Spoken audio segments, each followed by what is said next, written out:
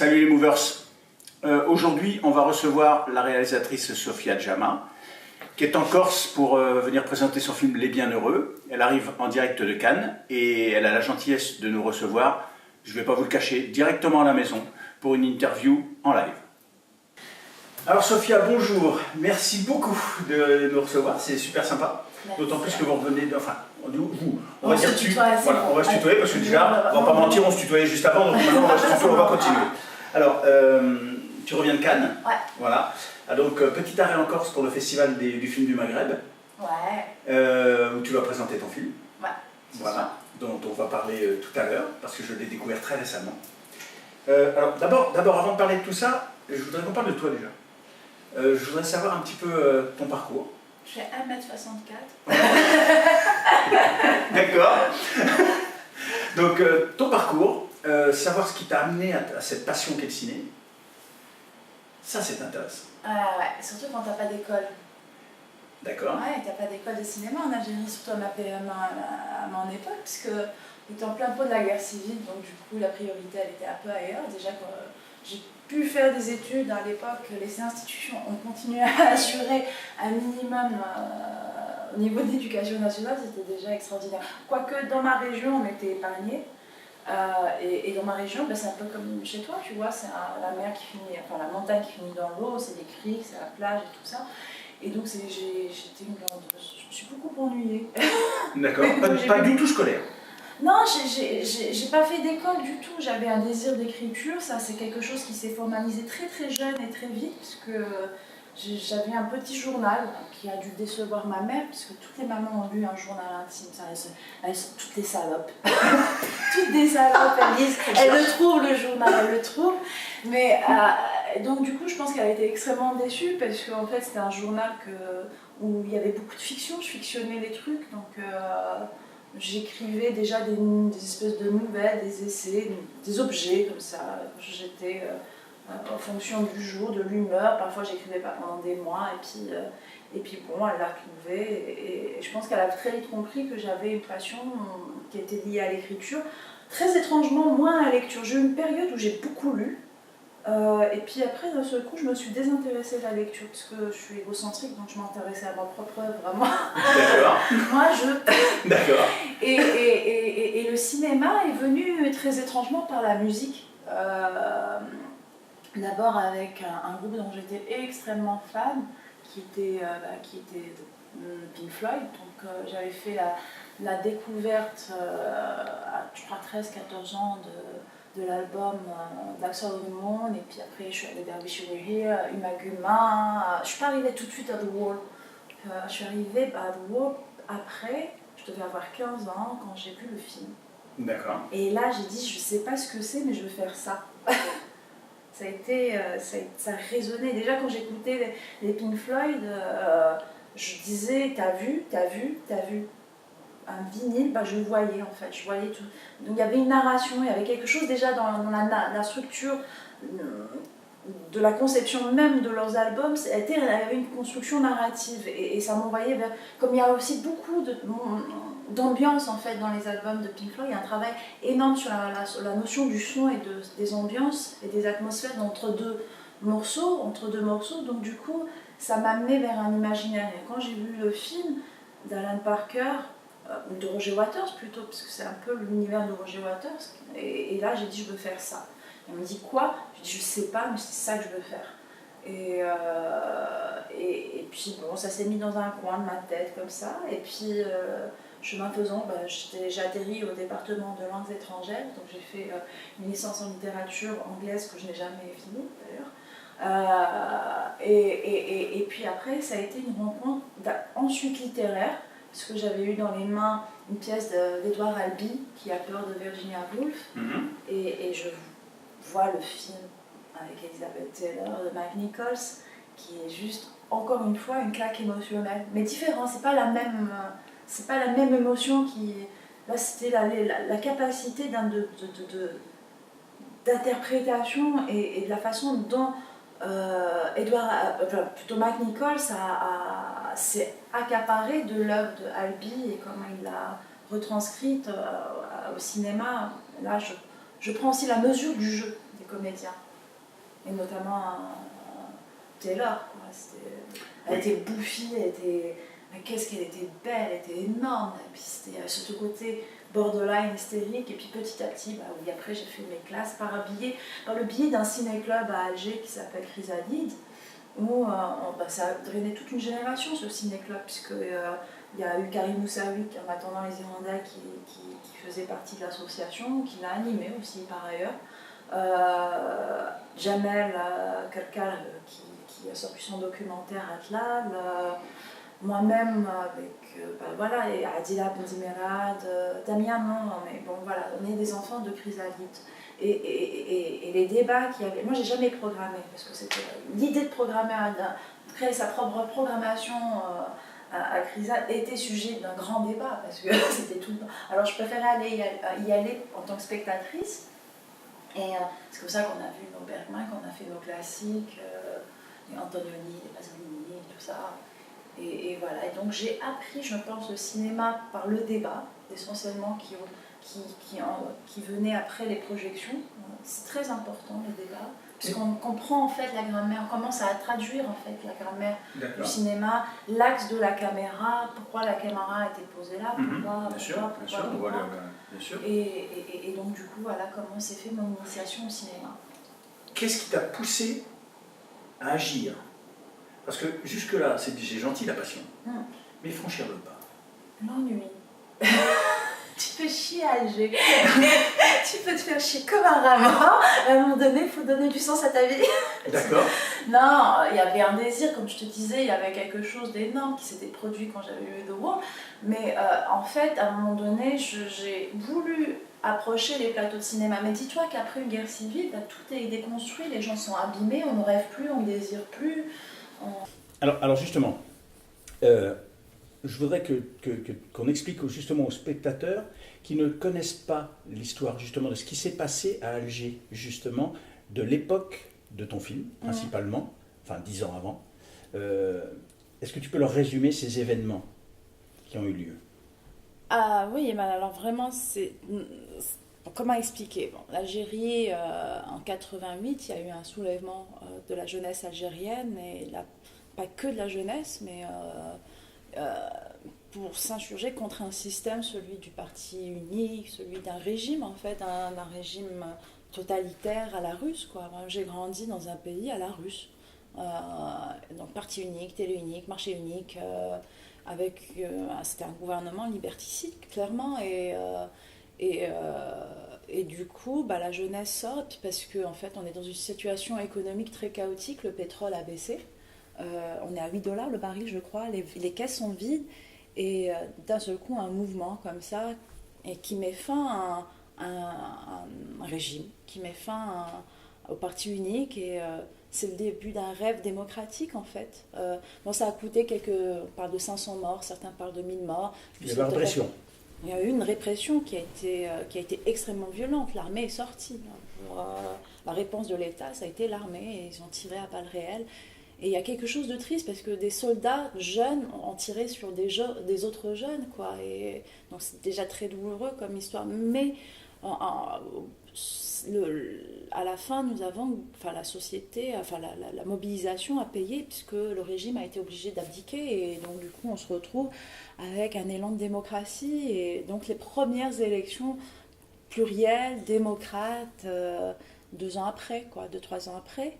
Et jusqu'en 91, les premières élections législatives, c'est le parti islamiste qui gagne le premier tour. Donc, débat entre les partis démocrates qui étaient opposés à l'arrêt du processus électoral, parce que c'était la proposition du gouvernement d'arrêter le processus électoral, et d'autres partis démocrates qui disaient non, c'est le processus électoral, il faut le continuer, il faut aller jusqu'au bout. De toute façon, c'est le premier tour. On ne sait pas ce que ça va donner au deuxième tour. Peut-être on doit se remobiliser. C'est peut-être un message, un signe, mobilisons-nous. Et en fait, ce débat, il n'a pas eu lieu longtemps, parce que la décision du gouvernement, c'était d'arrêter le processus électoral. Quelque part, on n'aura jamais de réponse, puisque eux, l'argument, c'était, oui, ils utilisent le processus démocratique pour pouvoir installer une théocratie, donc mettre fin à un processus de démocratie et changer la constitution, parce que le projet des islamistes c'était changer la constitution, quoi. Donc je ne sais pas si ça avait été la bonne réponse ou pas, on ne saura jamais. Mais le fait est que 91, les islamistes considèrent que leur victoire leur a été réquisitionnée, volée, c'est l'appel au djihad. Et là, ça donne le GIA, le groupe islamiste armé, qui s'attaque à la population. D'abord aux intellectuels, aux journalistes, aux artistes, aux policiers, aux petits fonctionnaires de l'État, aux petits fonctionnaires, genre postiers, toute personne qui travaillait pour l'État, qui était dans la fonction publique, elle était menacée clairement parce que on devait être dans la soumission totale, on devait refuser l'État et toute personne qui travaillait pour l'État était considérée comme un traître, donc devait être abattue. Donc les premières victimes, après les journalistes et les intellectuels, ça a été le petit fonctionnaire, les policiers. Et puis là, c'était vraiment... À partir de 93-94, il y a eu les attentats, les gros attentats. Du coup, la population civile était attaquée. Et à partir de 95, ça a été les massacres dans les villages, dans la banlieue, dans Alger, dans l'est de l'Algérie, dans l'ouest de l'Algérie. Voilà, ça on a pendant quelques années, la population a morflé. Certaines populations plus que d'autres, parce que je disais tout à l'heure, moi à Béjaïa, j'étais plutôt chanceuse, parce que ma région n'a pas été touchée tout de suite. Et puis au moment où les islamistes se sont retranchés dans les maquis de la Kabylie, à ce moment-là, l'armée faisait des grosses opérations de ratissage, et voilà, donc c'était en plus vers la fin 98, 99, l'armée avait repris en fait le terrain. Donc voilà, donc j'ai grandi dans des conditions de guerre civile, mais de mon côté, c'était relativement calme. Moi, je partais à la plage, j'étais en maillot de bain, j'allais en short, je prenais le bus pour aller à la plage, parce que ma région était épargnée. Mais ceux qui habitaient à 80 km de chez moi, genre Gigel, Gigel, on ne pouvait pas y aller. C'était une zone extrêmement dangereuse. On ne prenait pas la route pour aller à Gigel si on n'avait pas quelque chose de précis à faire, et on y allait de telle heure à telle heure. Là-bas, une jeune fille de mon âge à l'époque, elle n'avait pas la même vie que moi. Et voilà, donc du coup, ça a retardé tous les processus naturels d'une société en termes d'évolution. Une situation de guerre est une situation où on met tout le monde à l'arrêt quelque part, mais en même temps dans une vitalité, parce que je me rappelle qu'on avait... moi, j'ai des souvenirs heureux aussi. J'ai pas que... Mais maintenant, on le paye aujourd'hui, parce qu'il y a une situation de ce qu'on appelle une situation post-traumatique aujourd'hui en Algérie, puisque la question n'a pas été qui est traitée dans le film. Bien sûr. Parce qu'on n'en parle plus, on n'en parle pas, ou on en parle très mal, on ne met pas de mots, on ne dit pas guerre, même si, je suis d'accord, parce qu'on peut dire que le mot guerre pose un problème. Alors, faisons un débat là-dessus. Est-ce qu'on doit la nommer ainsi ou pas, mais débattons-en. Faisons cette démarche. Est-ce qu'on peut te définir comme une cinéaste engagée ? Je sais pas parce que je sais pas parce que d'abord c'est le premier film, et le premier film est l'objet le plus intime et le plus immédiat dans la narration. Là tu parles de ton long métrage. Oui. Même dans le court.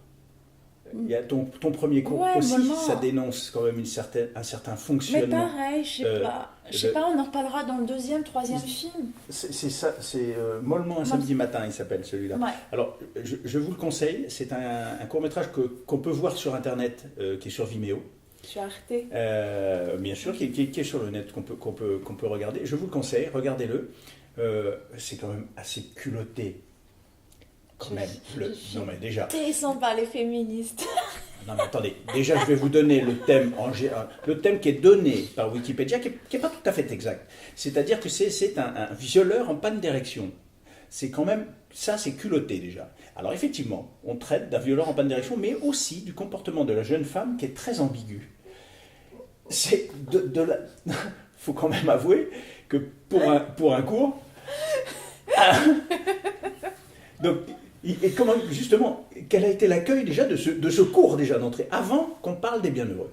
C'est drôle parce qu'il a été autant adoré que détesté. On l'a détesté, il n'y avait pas d'entre-deux. Il y avait une haine une détestation immédiate. À quel niveau? Pourquoi une haine? Ou un amour, parfois un peu trop, je Ouais. trouvais, parce que c'était quand même, il a des petites faiblesses que j'aime, hein. En tout cas, c'est mon premier cours et je l'aime beaucoup, et je suis à mon long parce que j'ai fait ce cours. Comment il a été accueilli? Voilà, il a été accueilli comme ça, parce que parfois il a été mal interprété, on l'a aimé parfois pour les mauvaises raisons, je trouvais. Euh, je sais pas, c'était une nouvelle, je l'avais écrite, c'était un délire un soir d'après une beuverie à Alger. Voilà, l'ennui m'a inspiré beaucoup. Et en fait, cette nouvelle qui correspond, qui dans un projet de recueil de nouvelles à l'époque, qui s'appelait La Semaine à 8 trous, bah, il y avait Mollement un samedi matin, et je me disais, c'est l'objet le plus cinématographique des nouvelles que j'ai pu écrire. Et un violeur qui avait des problèmes d'érection, un violeur qui bande mou, quoi. Pour moi, c'était le. Je disais, c'est la blague la plus absolue, quoi. Et c'est venu, je suis sûre que c'est venu d'une blague dans un bar. Je suis sûre qu'on a dû boire, picoler avec des copains, on a dû délirer là-dessus, et j'ai écrit. J'ai écrit. Je sais même pas comment ça m'a. Moi, je Mais parlais même de le mollesse, en comportement fait. ambigu de la jeune femme aussi. Oui, mais. Il est travaillé, ce rôle. Et il est travaillé parce qu'il est. Enfin, il travaille vite fait parce qu'il est très près de moi. C'est un personnage qui me ressemble totalement. Ah, mais c'est trop.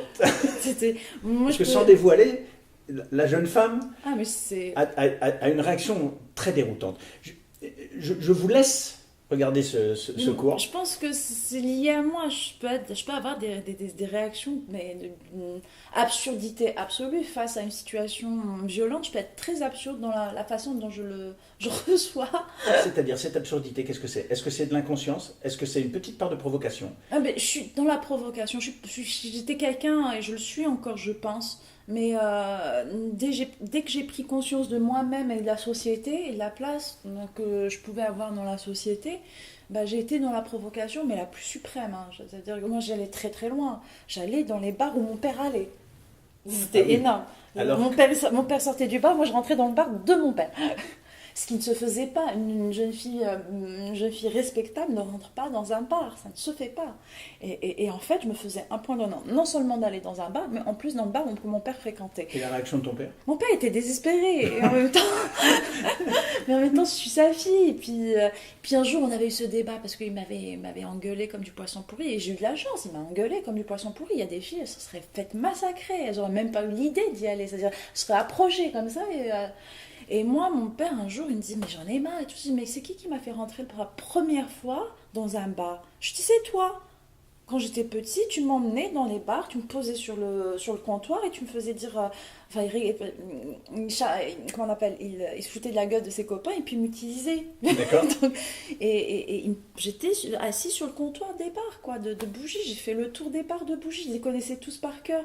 Jusqu'à l'âge de 14 ans. Parce que moi, en fait, j'étais très mince, très menue, donc j'ai pas eu de forme tout de suite. Donc jusqu'à 13-14 ans, je traînais avec mon père.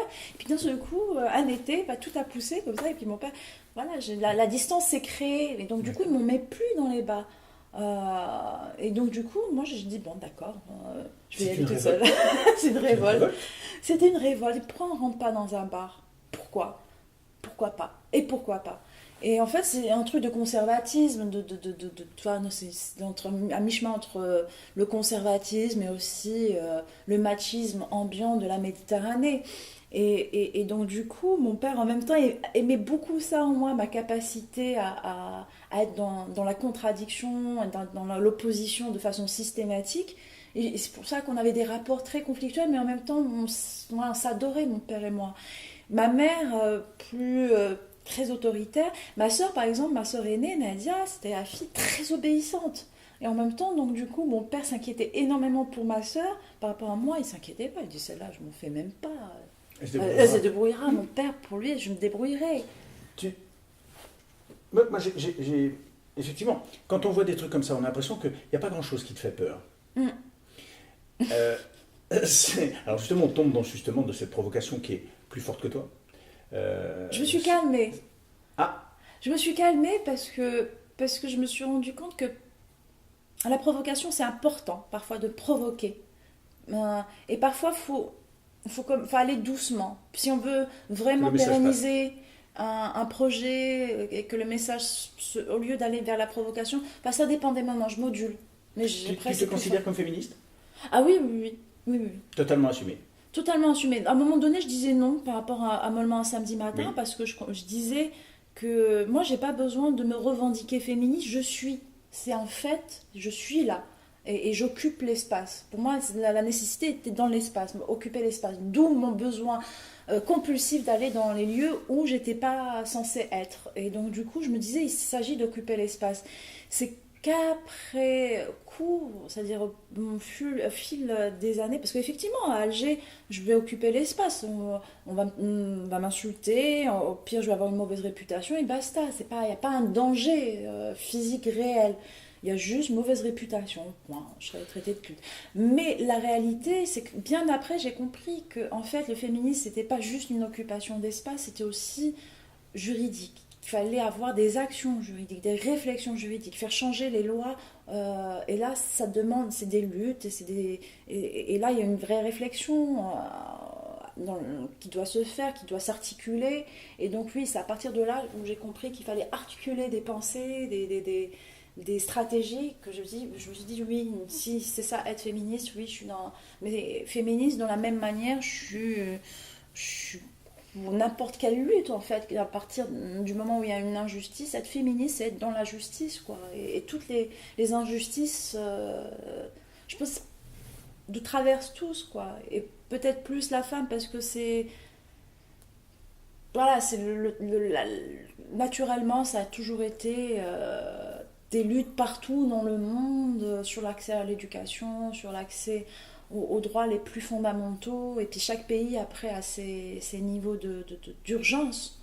L'urgence de la femme algérienne est différente de l'urgence de la femme mauritanienne ou de la française, parce qu'il y a des injustices aussi en Europe concernant la femme, notamment sur la parité des salaires, par exemple, juste ça. Et puis j'ai appris qu'en France, on ne pouvait pas adopter si on n'était pas marié, par exemple. Or qu'en Algérie, on peut adopter si on n'est pas marié. Il y a plein de contradictions dans ce pays, qui sont traitées d'ailleurs, alors on va y venir, dans ton film Les Bienheureux. Alors déjà le titre est justement il est assez amusant aussi quand on a vu le film.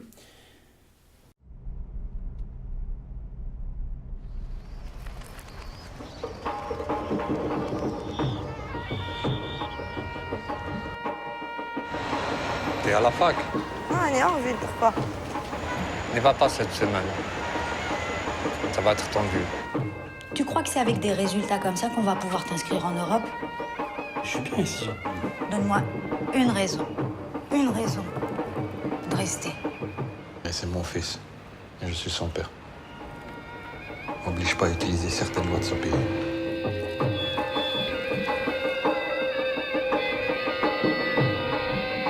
شبيك فريال هبلتي ولا سافا با ولا كيفاه كي خارجه هذا؟ Maman, mais t'es d'accord avec moi, je suis pas ta mère, je fais comme je peux, d'accord?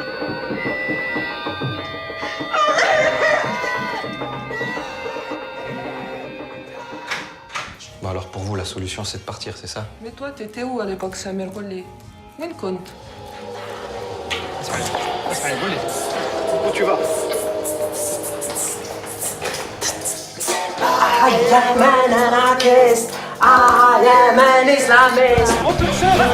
Je suis gynécologue. Je fais des avortements clandestins.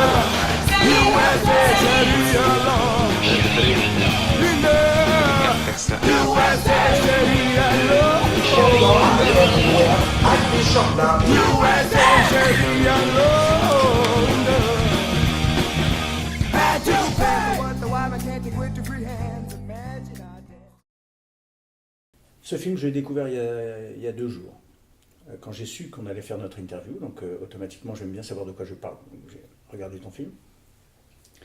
J'y suis allé, je te l'avouerai pas franchement, parce que c'est les films sociétaux, généralement on a tendance à enfermer ça dans un film ennuyeux. C'est un des rares films qui m'a mis une telle claque. Je lui ai mis 17 quand je note comme ça exactement, parce que c'est un des rares films auxquels j'ai mis du niveau de 17 sur 20, parce que je le trouve passionnant, parce que je le trouve dénonciateur sans être provocateur, et surtout traité d'une manière très pudique, mais tous les messages y sont, clairement. Il n'y a pas de... C'est clair qu'on ne peut pas se dire, tiens, qu'est-ce qu'elle a voulu dire? Ça, c'est clair et net. Et puis l'interprétation. Ouais. Le jeu de tous les comédiens, et c'est incroyable. Donc je ne peux que vous conseiller d'aller voir ce film, Les Bienheureux. Alors, récompensé par plusieurs prix à la Mostra de Venise, par le prix aussi de la meilleure interprète féminine. Ouais. Est-ce que tu as été surprise du succès justement de ce premier long métrage? Parce qu'en plus, apparemment, comme on disait tout à l'heure, le court métrage n'a pas laissé tout le monde insensible. Le premier long métrage réussit à obtenir des prix à la Mostra, présentation à Cannes, enfin bon bref, tout ça mis bout à bout, tu as l'habitude de marquer comme ça ou pas? Je marque toujours juste. Non, mais Non, c'est réfléchi. C'est incroyable pour des débuts comme ça. Donc, est-ce que tu as été surprise de tout ça? Ah non, mais oui, dans le sens où on est sélectionné et tout ça, c'est toujours une surprise. En fait, il avait été pris d'abord à Locarno par le festival et j'étais très fière et très heureuse d'être sélectionnée à Locarno parce que c'est très pointu. Ouais. Et on a dû décliner parce qu'il venait d'être sélectionné à la semaine de la critique à Venise. Et puis ensuite, il y a eu la compétition officielle section Horizonti. Et donc du coup, je me dis, punaise, on a des problèmes de riches là. Mais c'est clair. Et donc je me dis, là, à partir du moment où il avait été sélectionné dans les 3 festivals, dans 2 festivals et dans 2 compétitions dans la Mostra, je me suis dit, bon, ça veut dire que c'est un film qui résonne quelque part. Donc je m'attendais un peu au fait que ça résonne. Puis j'avais vu à la post-production que l'équipe belge n'était pas insensible. Donc je me suis dit, bon, ce film-là interpelle quelque part. Mais ensuite, la carrière festivalière, et puis quand ils m'ont appelé pour me dire, voilà, on a appelé Lina Khodri, donc ma comédienne. Moi, j'étais dans un restaurant. Ça y est, on avait quitté parce que Venise, ils t'invitent 3 jours, après tu rentres chez ta mère.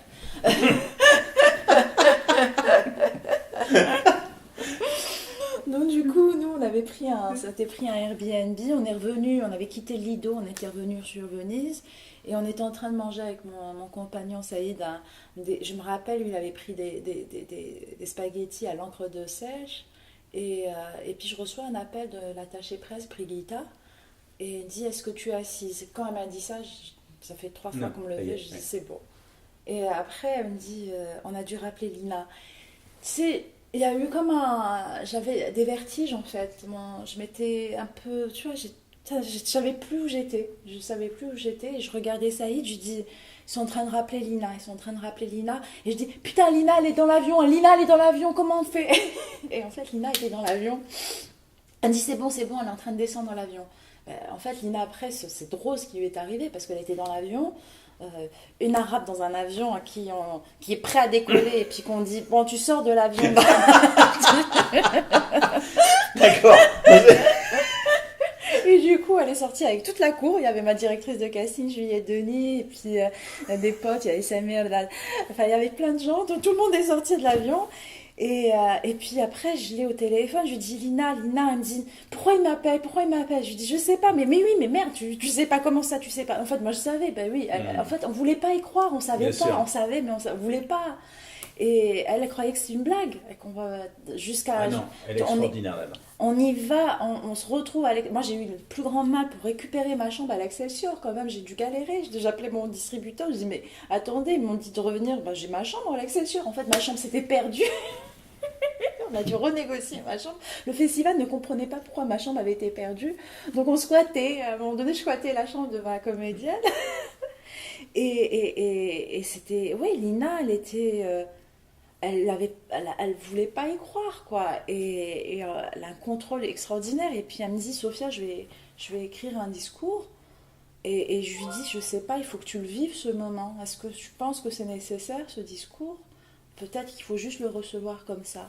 Elle dit non, mais c'est important pour moi parce que c'est une tribune et on m'a donné une tribune et je dois être précise, je dois dire des choses importantes. C'est important de respecter la tribune qu'on nous donne. Et j'avais trouvé ça super mature de sa part. Et elle écrit le plus joli discours. En fait, ce discours-là, elle a réussi à m'arracher une larme, quoi. Moi, je ne voulais pas lire son discours, donc du coup, je le découvrais en Oui, même temps bien que le sûr. public. Et oui, il était d'une justesse incroyable, il rendait hommage aux femmes, aux actrices, aux catégories sociales, disait à ceux et à celles à qui la beauté leur a été interdite, parler des pauvres, quoi, des personnes qui n'ont pas la chance d'intégrer, Ouais. enfin, pour qui où le cinéma et puis aux actrices, et puis aux actrices de tout âge, leur rendait hommage, même à ma comédienne qui a interprété le rôle de Amel. Qui est excellente aussi.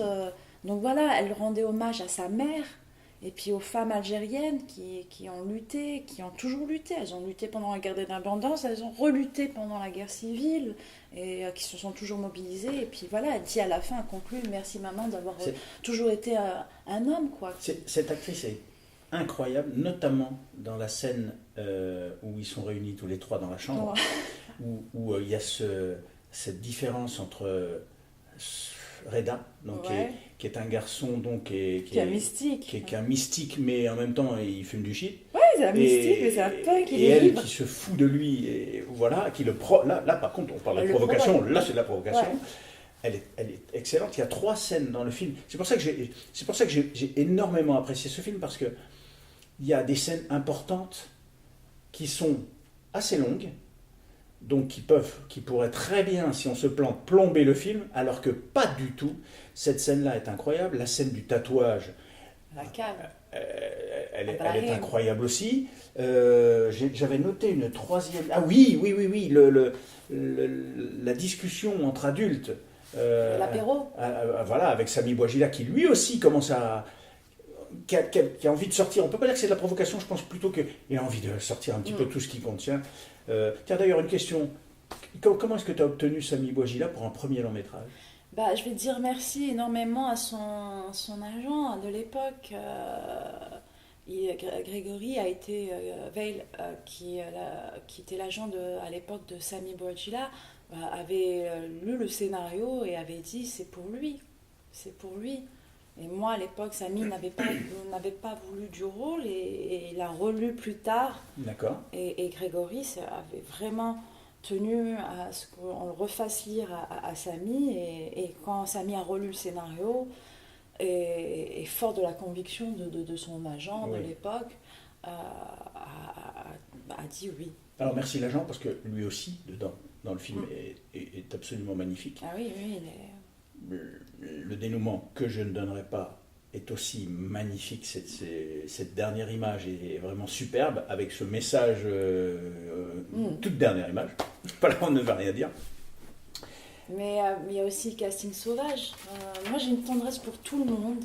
Et après, évidemment, il y a eu des moments de plaisir aussi avec de non-comédiens. Il y a eu des moments de plaisir absolu avec la partition des jeunes. Pas tellement, c'est plus facile avec les jeunes, parce qu'on est à peu près de la même génération et tout ça. Mais par exemple, le père de Faliel, papa Mohamed Ali Alalou, ce monsieur ne peut pas rester 30 secondes sans faire une blague. Ah oui, mais Alalou, là non. Incroyable. Alalou est journaliste en fait. D'accord. C'est un copain journaliste. La blonde à l'apéro, par exemple, Mansour, qui tacle Samir, oui. elle est chercheuse, c'est une chimiste. C'est étonnant, ils sont vraiment tous d'un naturel. Ouais. On a vraiment l'impression d'être dans la salle et d'assister à un apéro qui dégénère, on va dire... Très vite. Un apéro algérois typique. Ah d'accord. Typique. Toutes les ambiances algéroises, les soirées apéro algéroises qui peuvent basculer comme ça. Alors ce qui est amusant, oui, j'aimerais savoir un petit peu comment la société algérienne a perçu le film. Alors, c'était drôle parce qu'on a fait... l'Institut français avait programmé deux avant-premières et il m'appelle pour me dire que j'étais victime de mon succès. Parce que le premier jour de la communication de la première séance, il y a eu 222 personnes en liste d'attente pour une salle qui a une capacité de 150 places. Donc du coup, ils ont été obligés de reprogrammer 2 autres programmations. Donc il y a eu 4 avant-premières via l'IF et puis une autre à Constantine. Et c'était très curieux. Bon, j'ai assisté à 3. J'ai fait celle d'Alger, 2 à Alger, 1 à Constantine. Les 2 autres, je ne les ai pas faites. Je verrai après pour la sortie comment je ne pourrai pas tout le temps accompagner le film, mais à Alger, j'étais comme ça le premier jour, la première projection, parce que j'étais plus inquiète à Alger qu'à Venise, en fait. Venise, on se laisse porter, c'est irréel, quelque chose de totalement irréel. T'es habillé, voilà, chouchouté vite fait. Ouais. Après, je te raconterai comment je suis arrivée sur le tapis rouge, c'est très drôle. Et donc du coup, Alger, première question, parce que l'ouverture du film se fait sur un carton noir qui dit Alger, qui plante le décor, Alger quelques années après la guerre civile. Et en fait, ce qui a posé problème, ça a été ce carton. Le débat après le film, ça a été non, ce n'était pas une guerre. Non, ce n'était pas une guerre. Le fameux terme dont on parlait tout à l'heure. Voilà. Et donc, du coup, parce qu'en Algérie, on appelle ça tragédie nationale. Ça, c'est le discours officiel. Et donc, du coup, comment appeler ça? Je leur disais, mais parlons-en, quoi. Mais d'un point de vue technique, c'est-à-dire d'un point de vue technique, auprès des institutions internationales, le descriptif du mot guerre civile est ça. Une description du génocide, c'est ça. Description de ça et ça. Enfin, c'est des termes techniques, juridiques. Donc, voilà ce qu'est une guerre civile. Donc, je lis Wikipédia et je leur dis, voilà, ça s'appelle une guerre civile, quoi. Et en fait, on a du mal parce que c'est très dur de se dire on s'est entretués, quoi. On s'est tués entre Algériens. Et c'est même. Alors là, on parle du peuple algérien qui regarde le film, du public et les autorités. Parce qu'il ne faut pas rêver non plus. Dans ce film, tu dénonces quand même pas mal de trucs, notamment cette ambiguïté qu'il y a au niveau de la police, qui est traitée on ne peut plus terre à terre avec ces deux policiers dans la voiture, qui arrêtent donc le couple. Est-ce que tu as eu des retours de ça? Écoute, tu sais que Mollement un samedi matin était plus provocateur sur la question de la police, parce que je fais d'un Oui, là c'est carrément dans le commissariat. Dans le commissariat, porter plainte par rapport à un violeur qui a des problèmes d'érection. Premier agent, c'est qui s'en fout complètement, il joue. Et le deuxième commissaire cynique. Qui a cette phrase magnifique d'ailleurs, il lui demande mais il était quelle heure? Donc t'avais rien à faire dehors. Voilà. Puis il dit, de toute façon il fait chaud, comment veux-tu qu'on bande avec cette chaleur? Donc Et en fait, en plus, non, ce qui était plus dans la provocation, c'est le portrait de Bouteflika qui tombe en fait dans le commissariat. Oui, à la fin. Et ça, c'est vraiment une attaque formelle au symbole national. Et puis en fait, le film a été primé par le ministère de la Culture, par une institution. D'ailleurs, le mec n'est pas pressé de le remettre le cadre. Ah non, mais voilà. il est blasé. Il est blasé par un système qu'il connaît trop bien en fait. Et non, en fait, le gouvernement algérien est très lunatique. Il est très, très lunatique. Moi, j'ai été aidée par les autorités sur ce film, en l'occurrence la mairie d'Alger, des institutions étatiques. Par exemple, l'hôtel, là où le couple finit leur repas. Parce qu'il ne peut pas manger dans les restaurants où ils veulent aller. Parce qu'il y a toujours ce problème féminin ou d'alcool ou féminin. Oui. Et le truc, c'est que en fait, cet hôtel, qui est une institution très officielle de l'État, m'a été prêté gratuitement, gracieusement. Ça nous a fait des économies de 10 000 €. On a tourné 2 nuits là-bas, quoi, avec l'équipe à disposition.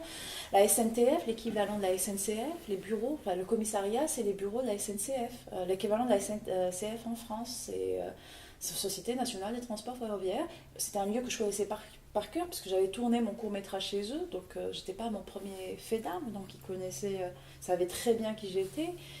L'Office national viticole algérien, leur tutelle c'est le ministère de l'Agriculture, donc ils n'ont pas eu le droit de nous donner de l'argent, mais ils nous ont donné du liquide. Heineken, le groupe Heineken Algérie, Tongo, la bière. La mairie d'Alger qui nous a donné de la logistique, transport. Mais c'est tout le pays qui est ambigu en fait. C'est toute la contradiction de ce pays. C'est incroyable. On voit. L'autorisation de tournage, je l'ai eu en une semaine, quoi. Très simplement sur la base d'un scénario qui leur a été déposé. Et les autorités religieuses?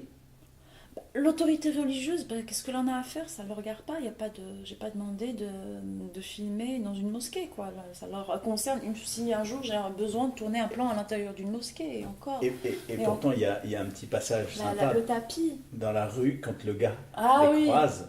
Mais vois-tu ça? Qu'est-ce que ça peut te foutre, Taïmam? Voilà. C'est ça. Mais en même temps, tu vois, les autorités officielles, c'est-à-dire le ministère des Affaires religieuses en Algérie combat le salafisme. Sa lutte est très claire par rapport au salafisme, au wahhabisme en Algérie. Donc du coup, eux, ça les arrange même plutôt que je me foute de la gueule des salafs en Algérie. Mais après, voilà, ce pays est lunatique, il est très lunatique. Je ne sais pas si j'aurais eu l'argent si le scénario avait été déposé, par exemple. Est-ce qu'il est possible qu'avec un film comme ça, tu puisses te retrouver en insécurité? Non. Non. Non, il n'y a plus...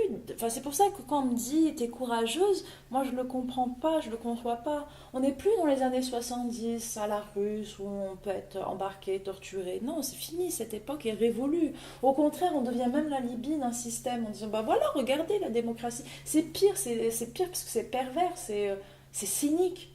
En fait, c'est comme pisser dans un violoncelle quelque part. Donc du coup...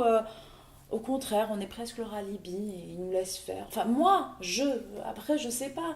Peut-être qu'un autre réalisateur aura eu une autre expérience.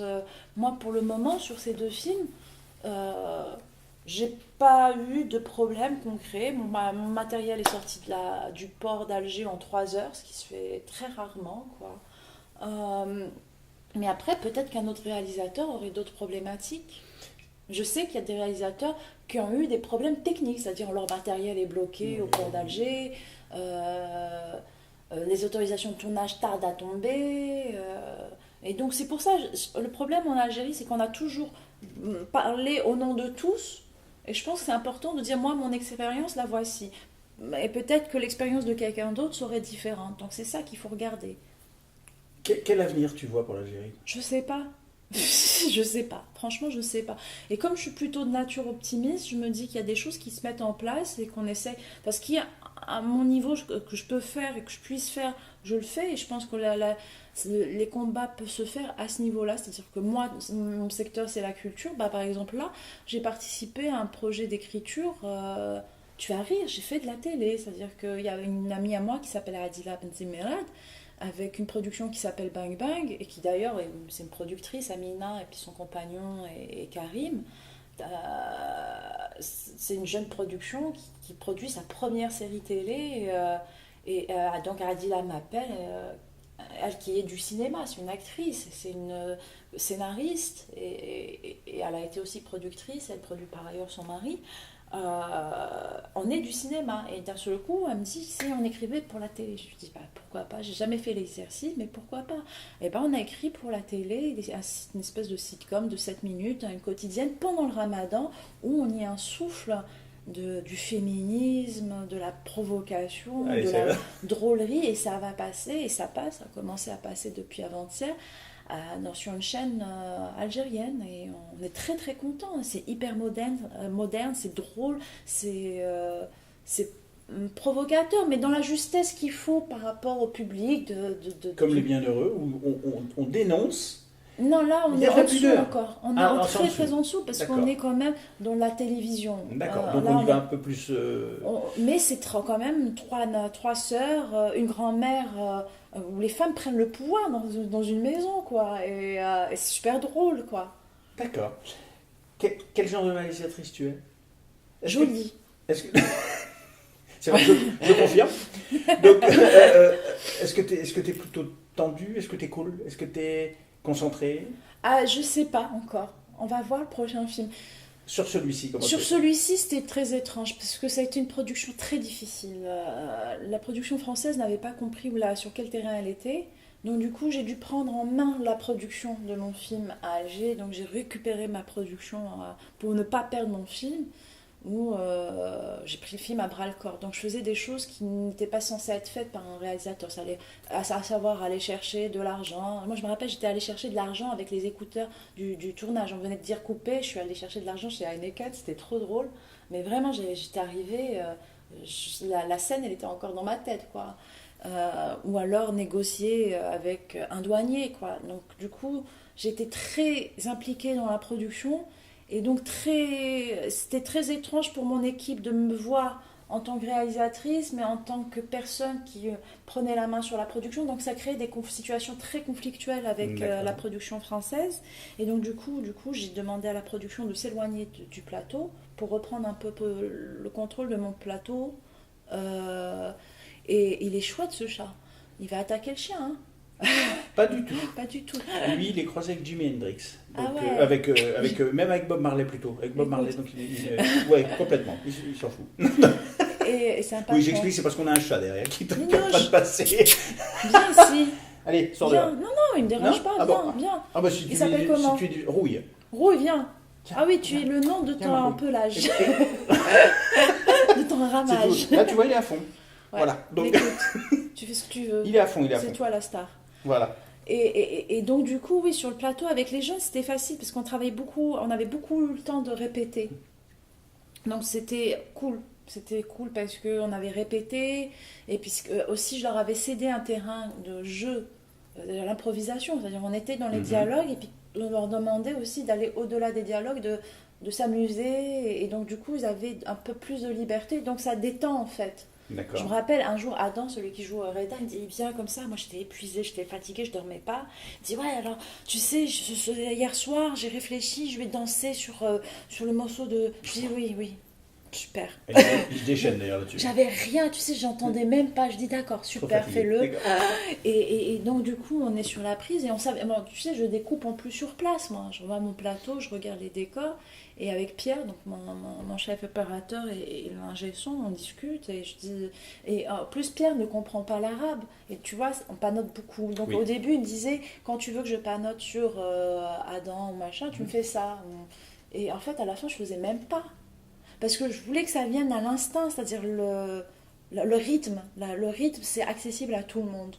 Et je pense que Pierre a tout de suite compris le rythme dès la deuxième prise. Et donc, ça allait très, très vite, en fait. D'accord.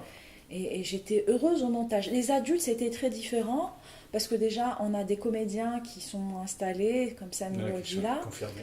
Et une comédienne aussi, tu vois, ça fait 25 ans ou 30 ans qu'elle joue, face à des non-comédiens. Par exemple, le couple de jeunes femmes qui arrivent de Paris, Souad qui est interprétée par Salima Abada, elle est chanteuse, ses premières expériences en tant qu'actrice cinéma.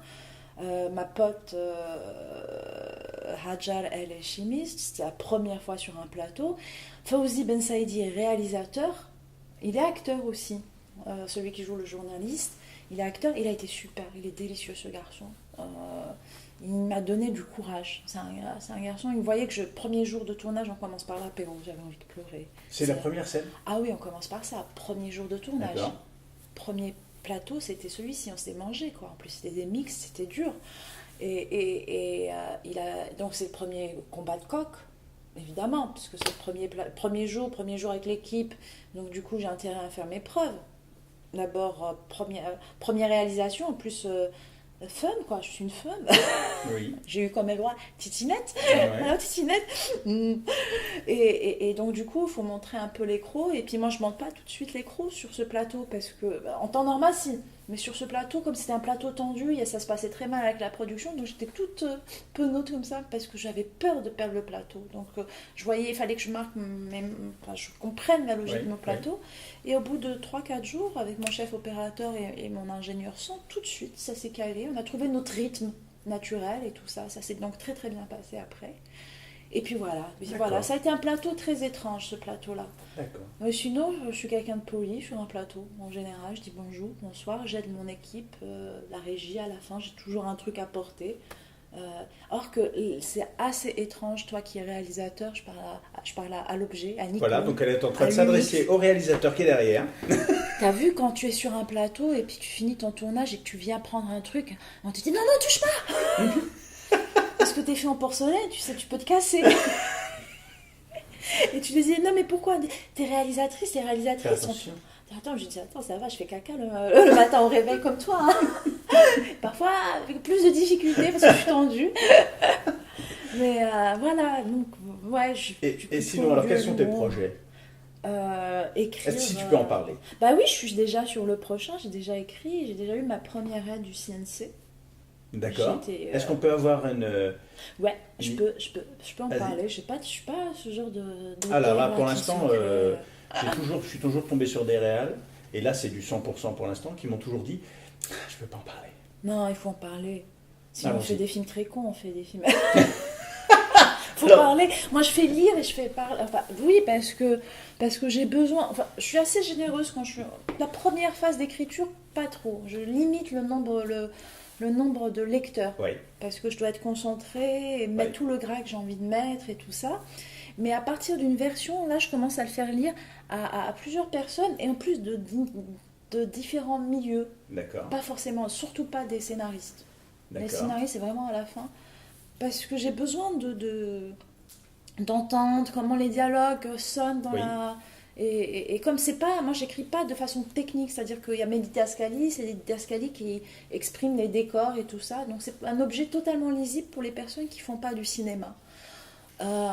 Et donc, oui, non, Ton moi, j'ai sujet tendance à parler. Oui, alors le sujet... Je ne peux pas en parler.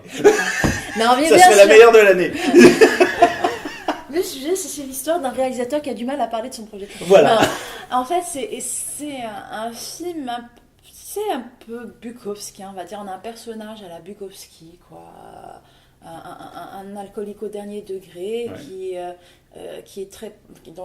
L'héroïne, d'abord. Enfin, c'est un film d'anti-héros, plutôt, en fait. Des anti-héros anthologiques, quoi. Et il y a Ferial, enfin pas Ferial, Lina, on va retrouver, Lina D'accord. Khodri, et un copain à moi qui est mathématicien. Je suis tentée de le faire jouer, je vais le voir. Et voilà, il y a trois personnages, Sherifa Grifa, une copine, enfin c'est trois potes, Mhm. une jeune fille, une jeune femme et un bonhomme qui frôle les 50 ans, qui essaye d'écrire l'œuvre, le roman De sa vie. de sa vie et qui rêve de la Russie, qui était nostalgique de l'Union soviétique, tu vois, D'accord. qui regarde des films russes en noir et blanc, muets, D'accord. t'imagines, et qui est passionné par les cœurs de l'armée rouge et qui autant misogyne il déteste autant les femmes que les animaux. Seulement il se retrouve avec le chien de sa grand-mère, une espèce de fox terrier de sa vieille tante à garder. Il doit garder et comme sa vieille tante est richissime, il se dit peut-être que ce serait peut-être aussi l'occasion d'un petit héritage au cas où, parce qu'elle n'a pas d'enfant. Donc il accepte, il consent à garder le fox terrier et qui meurt, qui a la mauvaise idée de mourir. Et Feriel, le personnage de Lina, parce que je l'appelle encore Feriel, mais il faut que je m'en débarrasse, est enceinte et elle doit avorter à Alger. Ah. Et en fait, il y a le chien qui meurt. Et donc pendant tout le film, on est avec un chien dans une vieille samsonite qu'on doit absolument enterrer. D'accord. Et il voyage avec ça. Et il voyage avec ça, nos trois personnages D'accord. avec Feriel qui doit absolument avorter. Voilà. D'accord, donc ça promet pas mal de surprises, je pense. Complètement, parce que le chien, il doit être enterré dans une zone militaire. Bah oui, pourquoi faire un truc facile, évidemment. Parce qu'il D'accord. reporte à chaque fois, et tout ça rythmé par les chœurs de l'armée rouge. D'accord. Eh ben alors on va découvrir ça quand ? Bah, j'espère très vite, j'espère finir la première version là dans un mois, et puis après je vais draguer les productions. Je vais me laisser draguer, c'est bien de se laisser draguer par les producteurs. D'accord. Et à Alger déjà j'ai enclenché avec une production locale algérienne, Bang Bang, et puis voilà, on va aller, j'espère j'espère me dire que dans un an on pourra dire action. Ça serait super. Eh bien, merci beaucoup de nous avoir reçus, c'est super gentil. Merci à Et toi. puis, on va prier, on va croiser les doigts pour qu'il ait le même succès que le premier long métrage. Bah ouais. Je vous invite, maintenant il n'est plus en salle, donc je vous invite à acheter le DVD à la FNAC. Achetez le DVD. De toute façon, regardez la critique qui est faite sur le site. Ne regardez pas la bande-annonce parce qu'elle n'est pas bonne. Par contre, je peux vous donner la bonne-annonce, la vraie bonne... Ouais. La contre-bande-annonce. La contre-bande-annonce, Ouais. ça c'est intéressant. Et la contre-affiche. Et la contre-affiche. Alors pourquoi pas. Si on a les deux, comme ça on va pouvoir bosser dans les super Mais je conditions. remercie BAC d'avoir distribué le film. Voilà. Merci beaucoup. Et puis Merci, bon séjour en merci. Corse alors. Hein. Merci pour Merci. la Corse.